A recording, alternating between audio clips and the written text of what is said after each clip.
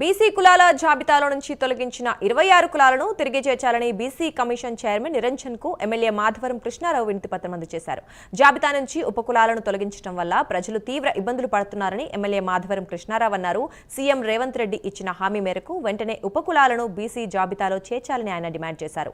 CM సమయం ఇస్తే ఉపకులాల గురించి వివరిస్తానంటోన్న ఎమ్మెల్యే మాధవరం కృష్ణారావుతో మా ప్రతినిధి నాగేంద్ర ఫేస్ టు ఫేస్.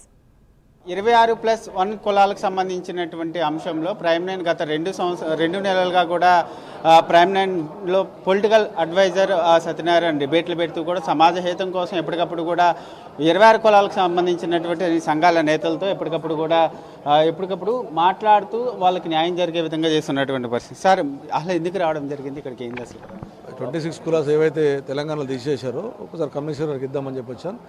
మాట్లాడిన తర్వాత వచ్చి మళ్ళీ మీకు చెప్తాను.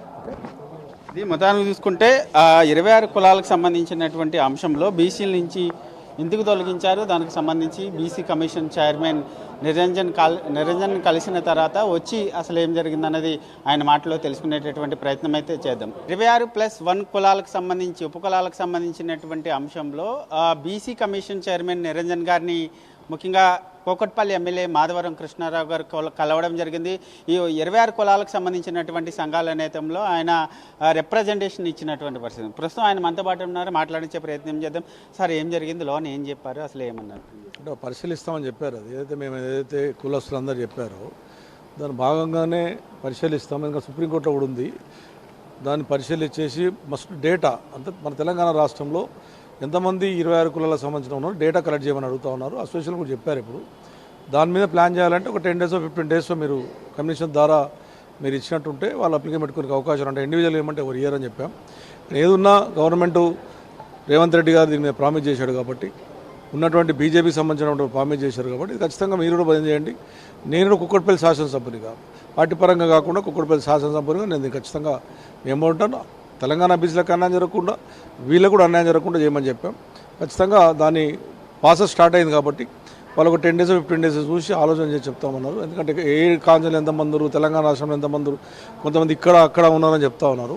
అసలు లేక తెలంగాణలో ఉన్నటువంటి వాళ్ళనే దాన్ని తీసుకోమని చెప్పాము. ఆధార్ కార్డు కానీ వాళ్ళకు ఉన్నటువంటి అప్లికేషన్ పెట్టుకోమని చెప్తున్నారు.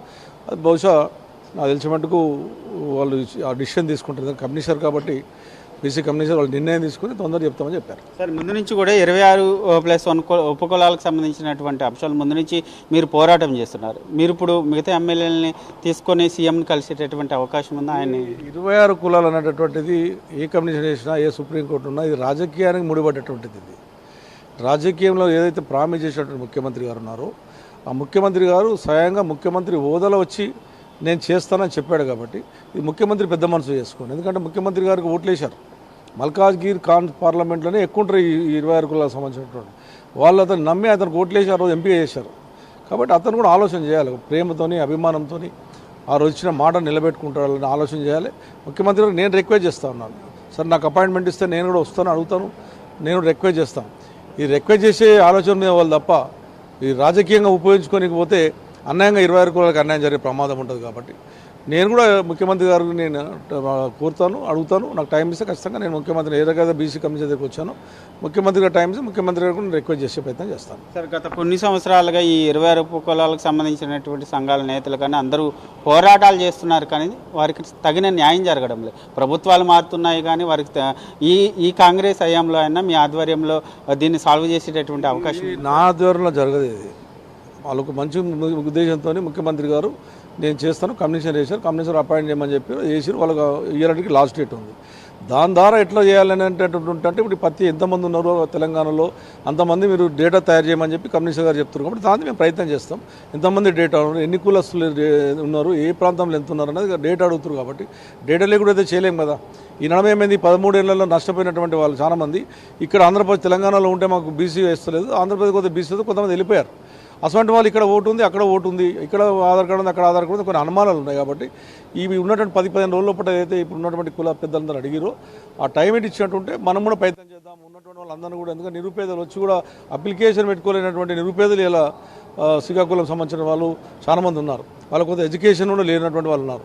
అటువంటి వాళ్ళని మేము అసోసియేషన్ కానీ మేము కానీ చెప్పి ఈ 15 రోజులు టైం ఇస్తే 20 రోజులు టైం ఇస్తే ఖచ్చితంగా అప్లికేషన్ చెప్పైతే చేస్తాం. సార్, గత 2 నెలలుగా మా Prime nine News political adviser Satyanarayana గారి ఆధ్వర్యంలో ఈ 26 ఉపకులాలకు సంబంధించినటువంటి అంశంలో డిబేట్లు పెడుతూ సమాజహితం కోసం ప్రైమ్ నైన్ న్యూస్ కూడా పోరాటం చేస్తుంది. దీనికి సంబంధించి మీరు అండగా ఏ విధంగా? యాక్చువల్గా మీ ప్రైమ్ నైన్ మీ సత్యనారాయణ గారు ఎంబర్ పడితేనే ఇవాళ ఇది ఈ స్థాయికి వచ్చింది. వాసన చెప్పండి, ఇది మర్చిపోయింది. యాక్చువల్గా 10 ఏళ్ళ నుంచి మర్చిపోయిందని మళ్ళీ రేపి ప్రైమ్ నైన్ వాళ్ళు దీన్ని ఇంట్రెస్ట్గా తీసుకొని ఇలా వాళ్ళకి అన్యాయం జరుగుతుందని చెప్పి ఏదైతే ప్రైమ్ లైన్ ఇంట్రెస్ట్ తీసుకుందో దాని భాగమే ఈరోజు కమ్యూనికేషన్ ఏర్పాటైంది.